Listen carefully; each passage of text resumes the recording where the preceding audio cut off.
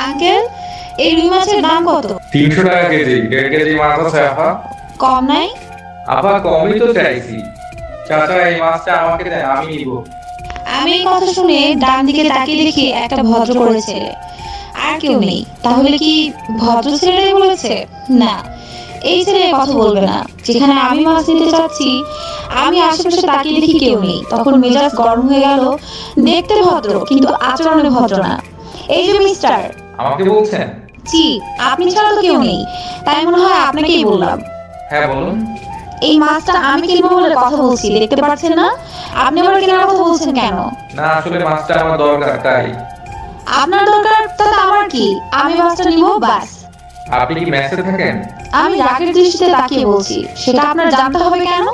দেখেন আপনি যদি মেসে থাকেন তাহলে মাছটা আপনি নেন, আর যদি বাসায় থাকেন তাহলে মাছটা আমাকে দেন। দেখুন, আমি বাসায় থাকি, তবুও মাছটা আপনাকে দিব না। আসলে রুই মাছ একটাই আছে বাজারে। আমি মেসে থাকি, এক একজন এক এক মাছ খায়, কিন্তু রুই মাছ সবাই খায়, তাই মাছটা আমাদের খুব দরকার। আমাদের কথোপকথন শুনে মাছওয়ালা বলল, আপা আপনি নিতে হইব না, মাছটা বাইজান নিয়ে যাক। বাইজান টাকা দেন, আপনি দিমু মাছটা। আমার রাগ বেড়ে গেল মাছওয়ালার কথা শুনে। আর ছেলেটার উপর তো রাগ হলোই। ছেলেটার জন্য আজ মাছ আলার কাছে ইনসাল্ট হলাম। ছেলেটা মাছ কিনে নিয়ে যাচ্ছে, একটা হাসি দিয়ে ধন্যবাদ দিয়ে চলে যায়। আমি বাজার করে নিয়ে বাসায় আসি। আম্মু মাছ কিনতে নিষেধ করছিল, তবুও ভালো লাগলো তাই কিনতে চাইছিলাম, কিন্তু বজ্জাত ছেলেটার জন্য কেনা হলো না। আমার বাসা থেকে বাজারে যেতে 5 মিনিট সময় লাগে। হেঁটেই বিকেলে বাজার করতে যেতে খুব ভালো লাগে। আমি ইচ্ছে করেই আম্মুর কাছ থেকে টাকা নিয়ে বাজারে যাই মাঝে মাঝে। বিকেলে রাস্তা দিয়ে হাঁটা আমার খুব পছন্দের একটা বিষয়। আম্মু রাগারাগি করে, এই সময় বাসায় একটু পড়াশোনা কর, 2 মাস পরে তোর ইন্টার পরীক্ষা। সেই চিন্তা তোর মাথায় নাই? আম্মু টেনশন করো না, দেখো তোমার মেয়ে অনেক ভালো রেজাল্ট নিয়ে পাশ করবে। আম্মু আর কিছু বলতো না। আম্মু জানে বকাবকি করে আমাকে পড়াতে পারবে না যদি আমি নিচ থেকে না পড়ি। অনেক দিন পরে আজ আবার বাজার করতে যাই, প্রায় 15 দিন পরে। আমি লাল শাক কিনবো। দোকানদারকে বলছি, আঙ্কেল শাক দিন। পেছন থেকে একটা ছেলে এসে বলছে, আঙ্কেল আমিও নিব শাক। আমি ছেলেটাকে দেখে চিনতে পেরে খুব রাগ হলো। আরো রাগ হলো কারণ শাক মাত্র দুটোই আছে, ছোট ছোট আঁটি। আমার তো দুটোই লাগবে। আমি আঙ্কেলকে বললাম, আঙ্কেল আমাকে দুটো আঁটি দিয়ে দিন, আমি আগে চেয়েছি। ছেলেটি বলে উঠলো, আঙ্কেল ওনাকেই দেন, যেহেতু উনি আগে চেয়েছে। শাক কেনা হয়ে গেলে ছেলেটা আমাকে বলছে, আপনার রাগি রাগি লুকটা সুন্দর। আসলে দুয়াটি শাকে আমাদের কিছু হতো না, কিন্তু আপনার রাগি রাগি চেহারাটা দেখার জন্য বলছি। সরি। এই কথা শোনার পরে রাখবো না কি করব সেটাই বুঝতে পারছিলাম না। রাগ না করে ঠিক করে হেসে দিলাম। হোমা আমাকে বলছে আপনার হাসিটা অনেক সুন্দর। তখন রাগ হয়ে গেল। আই বজ্জাত ছেলে, আমাকে ইমপ্রেস করার চেষ্টা করছেন? আমি কি কিছু বুঝি না? যত সব আজেরা পেঁচাল। এটা বলেই হন হন করে হেঁটে চলে আসি। পেছন থেকে ডাক আসছিল। এই যে মিস, শুনেন একটু। আমি আর পেছনে না তাকিয়ে চলে আসি। বাসায় আছি তবুও রাগটা যাচ্ছে না। আম্মু বলছে, কি রে বাজার থেকে এসে মুখটা গোমরা করে বসে আছিস কেন? কিছু না, খেতে দাও, খিদে পেয়েছে। আচ্ছা খেতে দিচ্ছি। আর পরীক্ষার আগে বাজারে যাওয়া হয়নি, পরীক্ষা শেষ করলাম। আম্মুকে বললাম, দাও টাকা, অনেকদিন বাজার করি না। আম্মু বলল, কিছু কিনতে হবে না, বলছি তো বাজারে যাবো, তো তুমি টাকা দাও, যদি কোনো কিছু ভালো লাগে কিনে নিয়ে আসবো। আম্মু বলছে, এখন টাকা দিব না, তোর বাজারে যেতে হবে না, পরীক্ষা শেষ হয়েছে তাতে কি, অ্যাডমিশনের জন্য ভালো করে পড়তে হবে। আর তোকে পাবনা বিজ্ঞান প্রযুক্তি বিশ্ববিদ্যালয়ে চান্স পেতে হবে, কারণ বাইরে রেখে পড়াতে পারবো না, আর এখানে পড়ালে আমাদের কাছ থেকে পড়তে পারবি। তোর বাবা দেশের বাইরে থাকে, তুই যদি বাইরে পড়াশোনা করিস তাহলে কাকে নিয়ে আমি থাকবো? আচ্ছা ঠিক আছে, তুমি এখন আপাতত 100 টাকা দাও, আমি ঘোরাঘুরি করে আসি। আম্মুর থেকে টাকা নিয়ে বাজারে যাই। কিছু কিনছি না, শুধু নতুন কোনো কিছু খুঁজছি। বাজারে ঘোরাঘুরি করে শেষে ফুচকা খেয়ে বাসায় আসি, কিন্তু বাসায় আসার পরে ছেলেটার কথা মনে পড়ে। আজ বাজারে ছেলেটাকে দেখলাম না তো, কিন্তু থাকুক আর না থাকুক সেটা আমি কেন ভাবছি। নাস্তা করে পড়তে বসি, অ্যাডমিশন পরীক্ষা দিচ্ছি। আল্লাহর রহমতে আমার আম্মুর স্বপ্ন পূরণ হয়। পাবনা বিজ্ঞান প্রযুক্তিতে আমার ফার্মেসিতে চান্স হয়। আমাদের নবীনবরণ অনুষ্ঠানের দিন শাড়ি পরি, অনেক সাজুগুজু করি। আম্মুকে বললাম যে কোন কালারের শাড়ি পরবো, অরেঞ্জ নাকি লাল?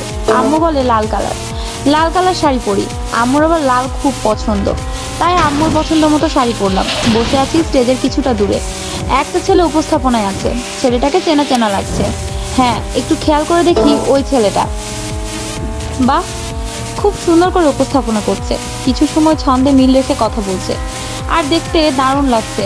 হোয়াইট কালারের পাঞ্জাবি পরেছে, তার মানে ছেলেটা ইউনিভার্সিটিতেই পড়ে। ওর কথা শুনছি আর বারবার প্রেমে পড়ে যাচ্ছি। না, এই ছেলে যতই সবার কাছে ভালো হোক, আমি তো জানি বদমাস একটা, কিন্তু আমার মন বারবার বলছে ছেলেটা খারাপ না ভালো। সেই সূত্র ধরেই ভালো লাগছে দেখতে। হাসিটা সুন্দর, কথা বলছে অনেক ভদ্রতার সাথে, আর এত দারুণ করে উপস্থাপনা করছে। মন দিয়ে অনুষ্ঠান দেখলাম, বারবার অবশ্য ওই ছেলেটাকেই দেখছিলাম। অনুষ্ঠান শেষে আমি বাসায় আসবো, কোনো গাড়ি পাচ্ছি না। ভার্সিটির বাস একটু লেটে ছাড়বে, তাই অটো অথবা রিক্সায় করে বাসায় আসবো। দাঁড়িয়ে আছি গেটের সামনে, কোনো রিক্সা নেই। পরে একটা অটো পেয়ে বসে আছি। একটু পরে একটা ছেলে এসে আমার পাশে বসে। খেয়াল করে দেখি ওই ছেলেটা। আমি কথা বলার আগেই বলছে, তুমি কি নতুন ভর্তি হয়েছো? আমি কি তোমার? আমি বললাম হ্যাঁ, কিন্তু নাম বলবো কেন? আমি নতুন, তাই ছোট হবো বলে তুমি করে কথা বলছে মনে হয়। আমি সাদি, ফার্মেসিতে 3rd ইয়ারে পড়ি। তুমি নিশ্চয়ই ফার্মেসিতে 1st ইয়ারে পড়ো, তাই তুমি বললাম। এবার বলো নাম কি, তোমার নাম্বারটা দাও। আমি রাগী গলায় বললাম, আপনার সাহস তো কম না, আপনি আমার নাম্বার চাচ্ছেন? দেখো আমরা তোমাদের বড়, তো যা বলবো তাই শুনতে হবে, এই অধিকার আছে এসপি। শুনুন, বেশি কথা বললে ডিপার্টমেন্ট প্রধানের কাছে কমপ্লেন করব। আচ্ছা সেটা পরের কথা, মিস লতা। এই শুনুন, আমি লতা না, আমি বৃষ্টি। এটা বলে জিবাতে কামড় দিলাম। এই যা, নামটা তো বলেই ফেললাম। এদিকে বাসার সামনে অটো থেমেছে। আচ্ছা মিস বৃষ্টি, ভাড়া দিতে হবে না, আমি দিয়ে দিচ্ছি। আপনি কেন দিবেন? আমার ভাড়া আমি দিব, এটা বলেই ভাড়া দিচ্ছি। আর সাদিদ বলে, তাহলে আমারটা দিয়ে দেন। আপনাকে দিব কেন? আমি আমারটা দিয়ে চলে আসি। বাসায় আসার পর থেকে সাদিদের কথা মনে পড়ছে বারবার। যতই রাগারাগি করি, ছেলেটাকে যতটা খারাপ ভেবেছিলাম ততটা খারাপ না। মনের অজান্তেই সাদিদকে নিয়ে ভাবতে থাকি। সাদিদকে নিয়ে ভাবতে ভালো লাগছে, কিন্তু না ভাবা যাবে না, থেমে পড়ে যাব। লাইব্রেরি বাজারে একটা বই খুঁজছি, কিন্তু কোনো দোকানে পাচ্ছি না। আমি দোকানদারকে বললাম কবে আসবে। দোকানদার বলল 1-2 সপ্তাহ লাগতে পারে, কিন্তু বইটা আমার খুব দরকার, ক্লাস টেস্ট পরীক্ষা হবে। এমন সময় সাদিদ এসে বলছে, বৃষ্টি আমার কাছে বই আছে, তুমি নিতে পারো। আমি বুঝি না, যেখানেই থাকি ছেলেটা এসে হাজির হয় কিভাবে? কই থাকে ও? আমাকে কি ফলো করে? আচ্ছা, আপনি কি আমাকে ফলো করেন? না আসলে তোমার সাথে কাকতালীয়ভাবে বারবার দেখা হচ্ছে শুধু, আমিও বিষয়টা নিয়ে ভাবছি। আচ্ছা এখন আর কথা না, আমার কাজ আছে। বইটা তুমি পাবনা পাবে না, ঢাকায় থেকে কিনতে হবে। যেহেতু তোমার বইটা দরকার, তাই কাল ক্যাম্পাস থেকে বই নিও। এখন বাই। আমি কিছু বলতে যাব, এমন সময় দেখি অনেকটা দূরে চলে গেছে। পরের দিন সকাল সকাল ভার্সিটিতে যেয়ে দেখি সাদিদ বই হাতে নিয়ে বসে আছে। আমাকে দেখেই দাঁড়িয়ে বলছে, এই নাও তোমার বই, অনেক সময় অপেক্ষা করছি, নাম্বার থাকলে এত সময় ওয়েট করতে হতো না, কিন্তু তা তো দিবা না। আমি বইটা নিয়ে ধন্যবাদ দিই, ক্লাসে চলে যাই। আস্তে আস্তে সাদিদের প্রতি দুর্বল হয়ে যাই। ওকে আমার এখন খুব ভালো লাগে।